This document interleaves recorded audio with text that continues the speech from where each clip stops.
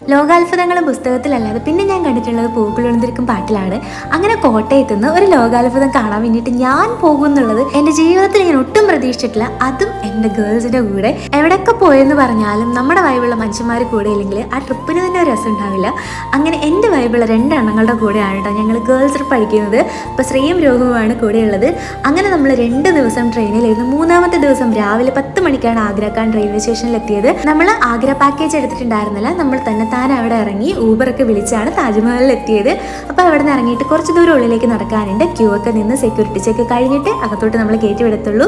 ഓൺലൈനായിട്ടായിരുന്നു നമ്മുടെ ബുക്കിംഗ്. അങ്ങനെ ആദ്യമായിട്ട് താജ്മഹൽ ഉണ്ടായ ഒരു നിമിഷം ഉണ്ടല്ലോ, എനിക്ക് ആലോചിക്കാൻ കൂടി വയ്യ. എക്സൈറ്റ്മെൻറ്റും സന്തോഷമൊക്കെ കൂടി ഒരു പ്രത്യേക ഫീലാണ്. അത് അനുഭവിക്കുമ്പോൾ മാത്രമേ മനസ്സിലാവുള്ളൂ.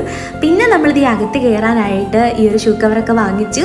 അങ്ങനെ അകത്തൊക്കെ കയറി. അകത്ത് നമുക്ക് വീഡിയോസ് ഒന്നും എടുക്കാൻ പറ്റില്ല. പിന്നെ നമ്മൾ പുറത്ത് വന്നിട്ടാണ് ഈ കൽപ്പനയുടെ ഒക്കെ വീഡിയോ എടുത്തത്.